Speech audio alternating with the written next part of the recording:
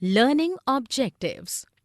After studying this learning module, students will be able to define staffing, establish its relationship with human resource management, state the need and importance of staffing, describe the steps in the staffing process, state the meaning of recruitment and selection, identify important sources of recruitment, describe the steps in the selection process, appreciate the need of training and development, and explain various on-the-job and off-the-job methods of training. Introduction to staffing. Our assets walk out of the door each evening. We have to make sure that they come back the next morning. These remarkable words by the CEO of a global technology leader indicate the strength and powerfulness of human resource. Nowadays, what distinguishes a successful company from unsuccessful one is the quality of manpower. That is why the acquisition of manpower considered to be one of the most crucial functions of today's management. Staffing. Staffing has been described as the managerial function of filling and keeping filled the positions in the organization structure. In simple terms, it is the process of putting the right person into the right place in an organization. It begins with workforce planning and includes different other functions like recruitment, selection, training, development, promotion, compensation, and performance appraisal of workforce. HRM. Human Resource Management, or HRM, is the function within an organization that focuses on recruitment of, management of, and providing direction for the people who work in the organization. Relation. Staffing is considered to be a gap-filling function in an organization by human resource management. It is the responsibility of human resource manager to estimate the requirements of the employee and make sure that they are appointed at the right time. Responsibilities. The responsibility and function of HRM is not the mere selection and appointment of employees. It begins with the selection process and continues until the retirement of the employees.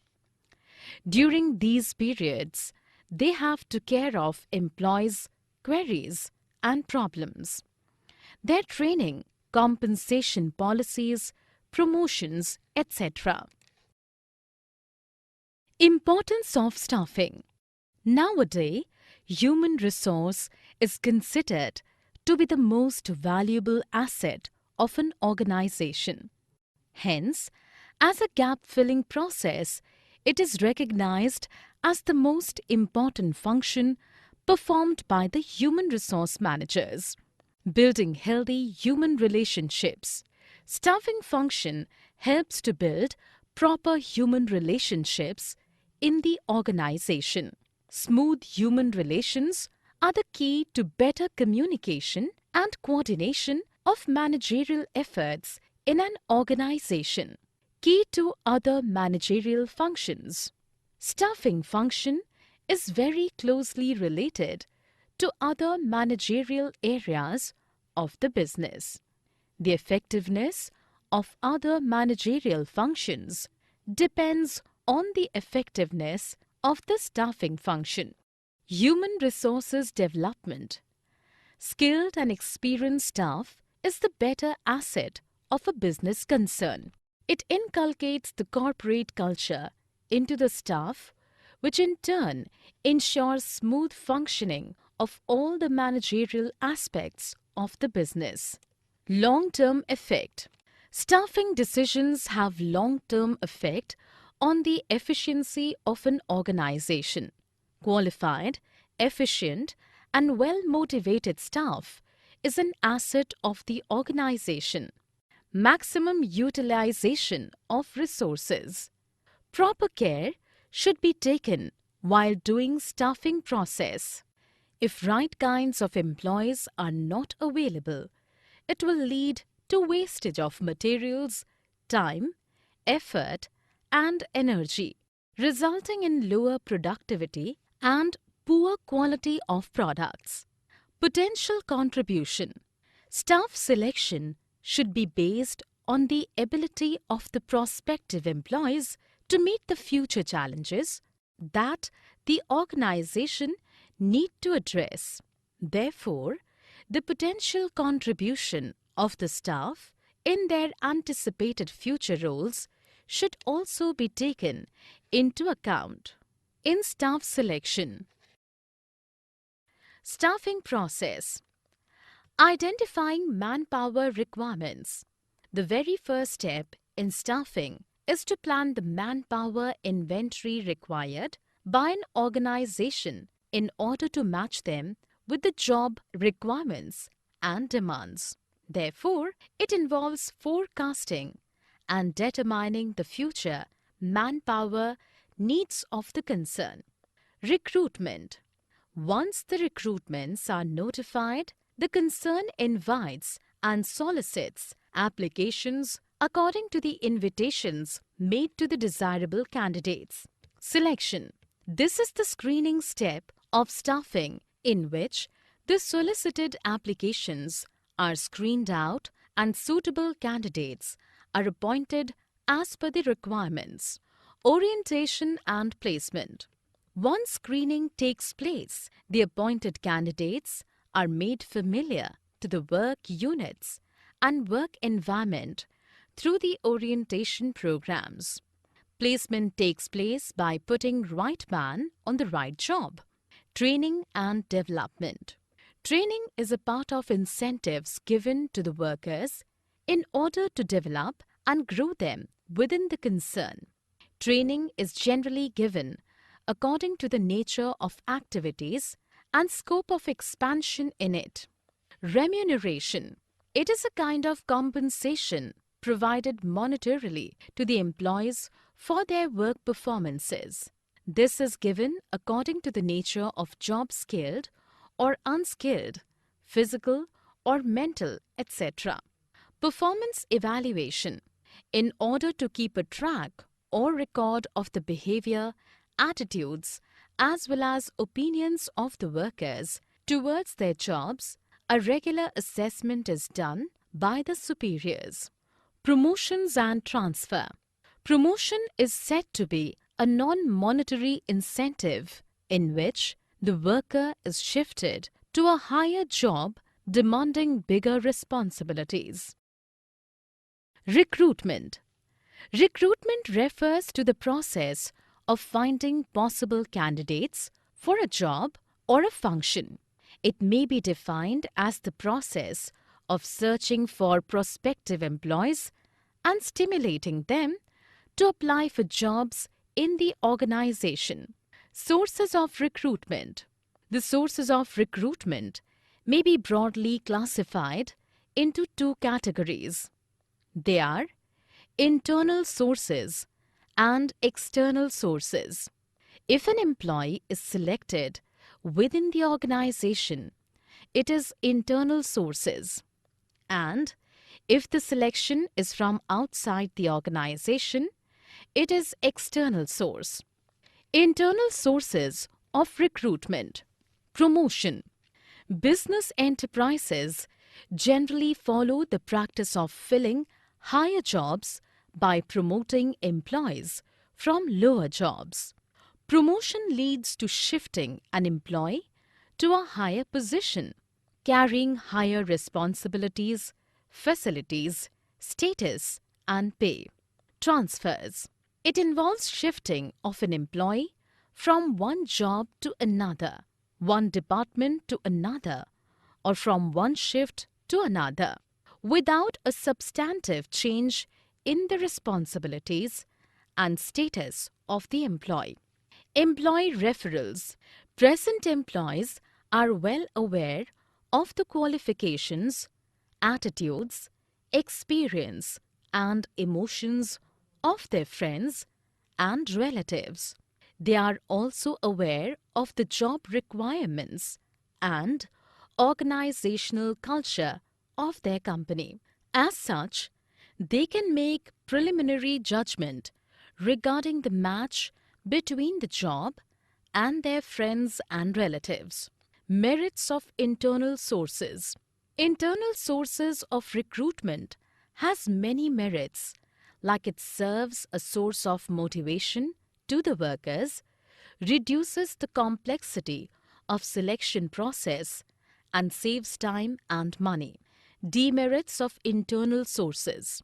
Internal sources of recruitment is criticized from several grounds. It stops the firms to get fresh talent. Frequent transfers may hamper the organizational performance, and also if the promotion happens on time bound, it will affect the quality of employees also. External sources of recruitment. External sources of recruitment are those sources which are outside the organization. We can discuss the important among them one by one. Direct recruitment. Under the direct recruitment, a notice is placed on the notice board of the enterprise specifying the details of the jobs available. Job seekers assemble outside the premises of the organization on the specified date and selection is done on the spot. Casual callers. Many reputed business organizations keep a database of unsolicited applicants in their offices. Such job seekers can be a valuable source of manpower. A list of such job seekers can be prepared and can be screened to fill the vacancies as they arise. Advertisement. Advertisement in newspaper or trade and professional journal is generally used when a wider choice is required. Most of the senior positions of industry as well as commerce are filled by this method. Employment exchange. Employment exchanges run by the government are regarded as a good source of recruitment for unskilled and skilled operative jobs. In some cases, compulsory notification of vacancies to employment exchange is required by law. Placement agencies. These agencies compile biodata of a large number of candidates and recommend suitable names to their clients. Such agencies charge fee for their services and they are useful where extensive screening is required. Campus recruitment. Colleges and institutes of management and technology have become a popular source of recruitment for technical, professional, and managerial jobs. Many big organizations maintain a close liaison with the universities, vocational schools, and management institutes to recruit qualified personnel for various jobs. Selection. Selection is the process of identifying and choosing the best person out of a number of prospective candidates for a job. To achieve this, the candidates are required to take a series of employment tests and interviews. Preliminary screening. Preliminary screening is done on the basis of the information supplied in the application forms. It helps the HR department to reject unqualified applications. Selection tests. A selection test is conducted to evaluate the conceptual knowledge of the candidate. These may range from aptitudes such as manual dexterity to intelligence to personality. Employment interview. Interview is a formal, in-depth conversation conducted to evaluate the applicant's suitability for the job. During interview, the interviewer collects as much information possible from the candidate. Reference and background checks. Usually, employers collect names, addresses, and telephone numbers of references for the purpose of verifying information and gaining additional information on an applicant. Selection decision. The final decision has to be made from among the candidates who pass the tests, interviews, reference checks. The views of the concerned manager will be generally considered in the final selection. Medical examination. After the selection decision and before the job offer is made, the candidate is required to undergo a medical fitness test. The job offer is given to the candidate being declared fit after the medical examination. Job offer. Job offer is made through a letter of appointment or confirm his acceptance. Such a letter generally contains a date by which the appointee must report on duty. Contract of employment. Employment contract is made in between the employer and the employee. This form contains certain vital details about the candidate, terms and conditions of the job, salary and perks, information and the like. Training and development. Training is the process of helping employees to improve their knowledge and skill so as to be able to perform their tasks more efficiently. The term development refers to the process of not only building up the skill and abilities, but also the overall competence of employees to undertake more difficult and challenging tasks. Importance of training and development. The employee who receives the necessary training is more able to perform in their job. The various points of importance of training are discussed below. Improved employee satisfaction and morale. The investments in training that a company makes shows employees that they are valued. The training creates a supportive workplace. Employees may gain access to training they wouldn't have otherwise known about or sought out themselves. Addressing weaknesses. Most employees will have some weaknesses in their workplace skills. A training program allows you to strengthen those skills that each employee needs to improve. Consistency. A robust training and development program ensures that employees have a consistent experience and background knowledge. The consistency is particularly relevant for the company's basic policies and procedures. Increased productivity and adherence to quality standards. Productivity usually increases when a company implements training courses. Increased efficiency in processes will ensure project success, which in turn will improve the company turnover and potential market share. Increased innovation in new strategies and products. Ongoing training and upskilling of the workforce can encourage creativity. New ideas can be formed as a direct result of training and development. Reduced employee turnover. Staff are more likely to feel valued if they are invested in and therefore less likely to change employers. Training and development is seen as an additional company benefit. Recruitment costs therefore go down due to staff retention. Methods of training. Training methods are broadly classified into on-the-job training and off-the-job training. On-the-job training.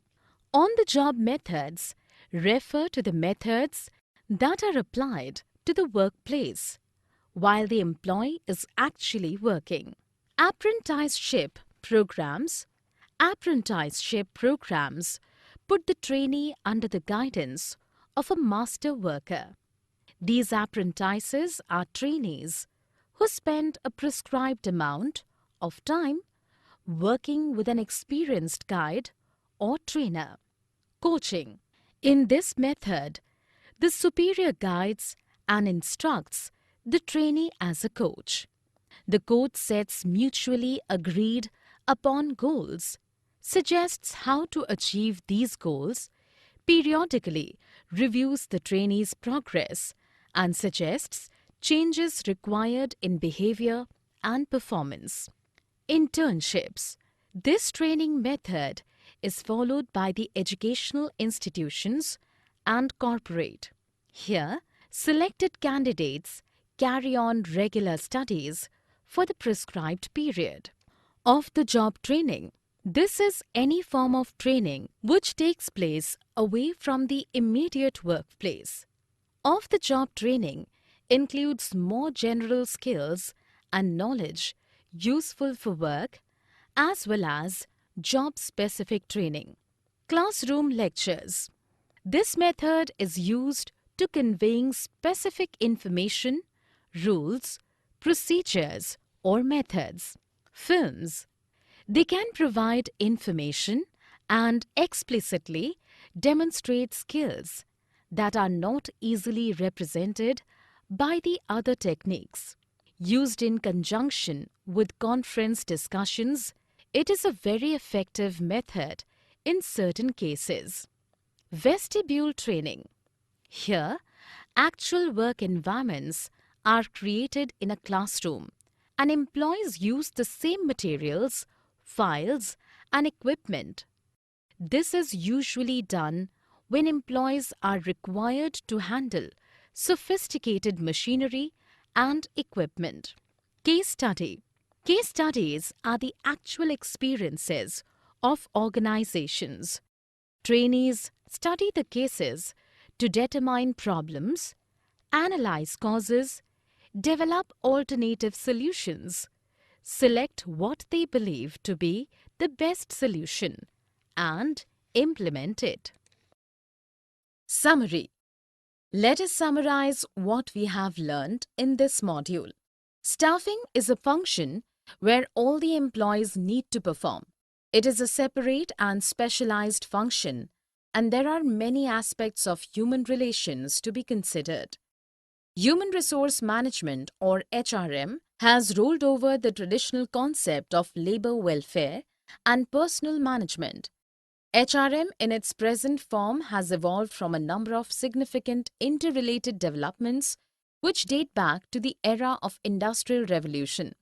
Employment exchanges run under the supervision of the government, and it performs superb role of recruitment for unskilled and skilled people. Selection is a method of scrutinizing and hiring the best person to meet the exact need of job profile. The staffing function helps businesses in order to fulfillment the need of manpower within an organization on time.